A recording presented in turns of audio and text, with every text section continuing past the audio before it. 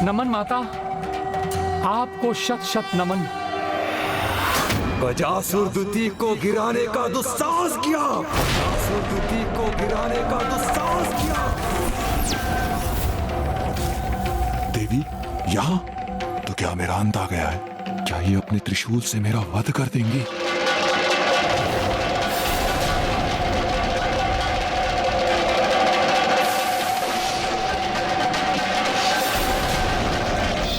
ये असुर सुरक्षा महाअस्त्र, जब तक तुम इसके निकट रहोगे तुम्हारी अकाल शक्तियां तुम्हारे नियंत्रण में रहेंगी। इतना ही नहीं, स्वयं देवी दुर्गा भी प्रकट हो जाएगी तो भी तुम्हें रोकना असंभव होगा।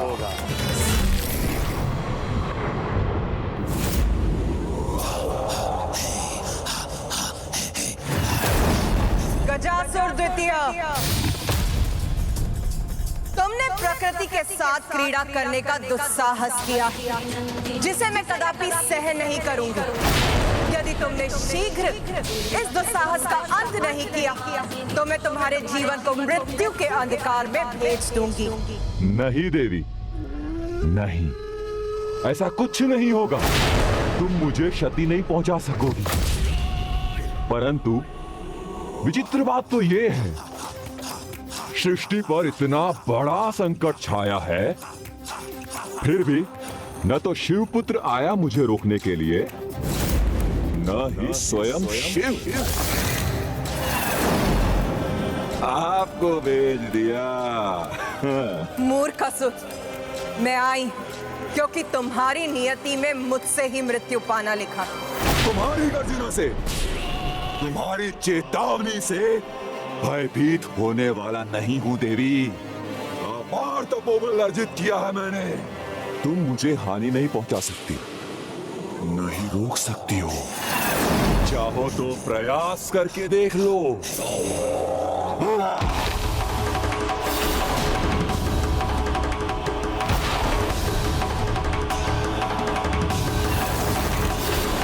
जब तक मेरे पांव यहाँ पृथ्वी पर टिके हैं, ये अकाल इसी प्रकार फैलता जाएगा। जहां तक मेरी इच्छा होगी सब मारे जाएंगे, शेष बचेंगे केवल असुर।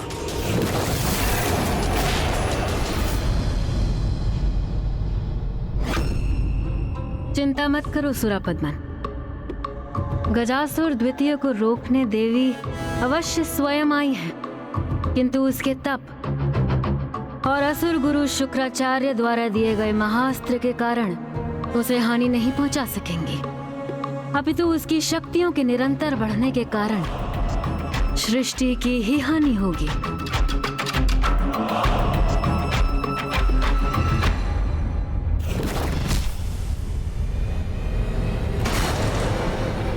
उचित है देवी, पराजय का अपमान सहना ही चाहती हो तो लो, मेरे त्रिशूल का प्रहार सहो।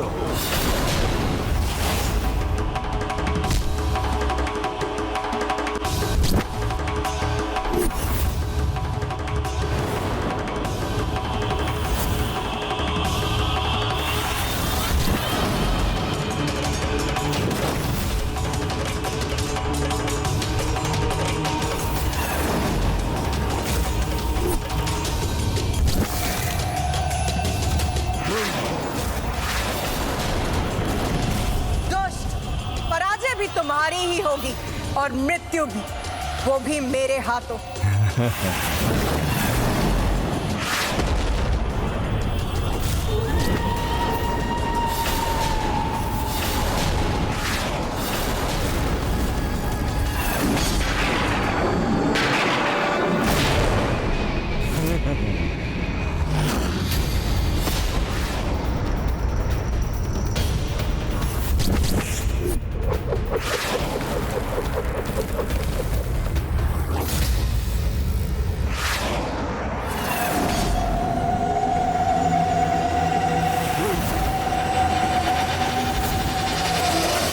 कहा था ना मैंने, कोई क्षति नहीं पहुंचा सकेगा मुझे।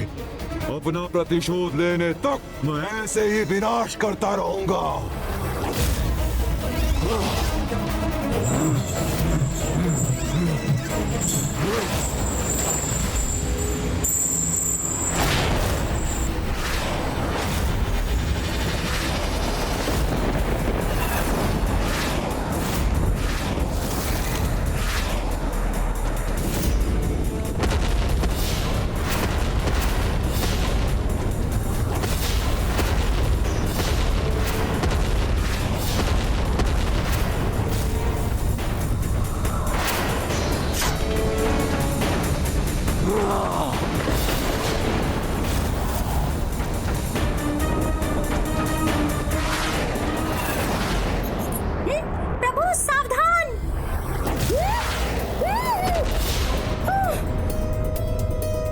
ये तो बहुत अच्छा संकेत है। प्रभु, मेरे प्राण जाते जाते रह गए और आप इसे अच्छा संकेत कह रहे हैं। हाँ मूषक जी, कभी कभी संकट में भी अच्छे संकेत छिपे होते हैं। ये अस्त्र जहाँ से आया है, आपदा का केंद्र वहीं कहीं है, अर्थात हम उचित दिशा में बढ़ रहे हैं, किंतु अब और शीघ्रता करनी होगी हमें। ये कैसा सर्वनाश है प्रभु। एक तो प्यास नहीं बुझी और अब ये युद्ध भी छिड़ गया। प्यास से मृत्यु नहीं हुई तो इस घमासान युद्ध में जाने से अवश्य मर जाऊंगा।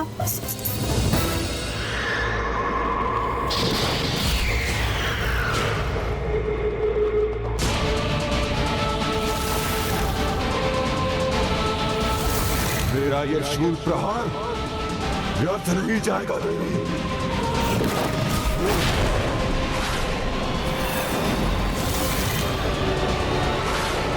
हे माता,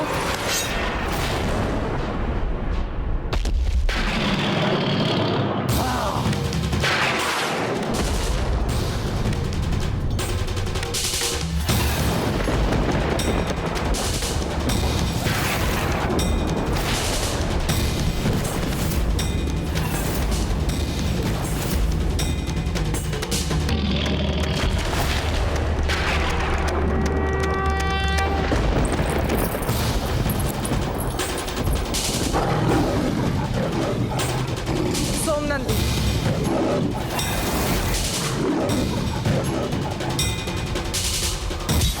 ये क्यों सुरक्षित है? इसका रहस्य ज्ञात कर शीघ्र इसका अंत करना चाहिए मुझे। देवी, मुझे दुर्बल समझने की भूल कर रही हो तुम। इस युद्ध में यदि किसी की क्षति होगी तो वो स्वयं तुम्हारी या तुम्हारी सृष्टि की। इसीलिए उचित यही होगा कि अपनी पराजय स्वीकार कर तुम स्वयं यहाँ से चली जाओ।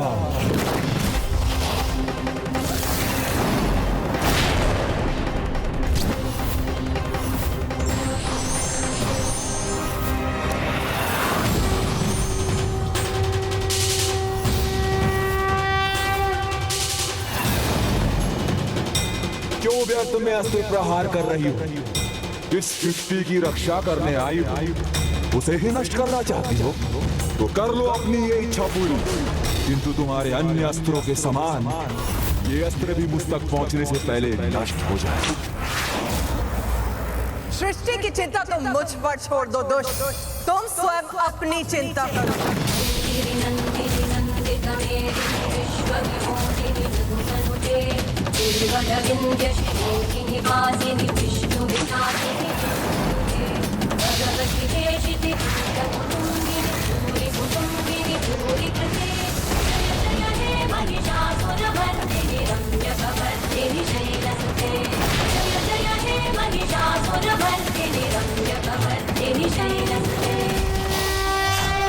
ये क्या? देवी के प्रहार ने मेरा आकार छोटा कर दिया। अभी तो केवल तुम्हारा आकार ही लघु किया है, अब तुम्हें संसार से भी लुप्त कर दूंगी।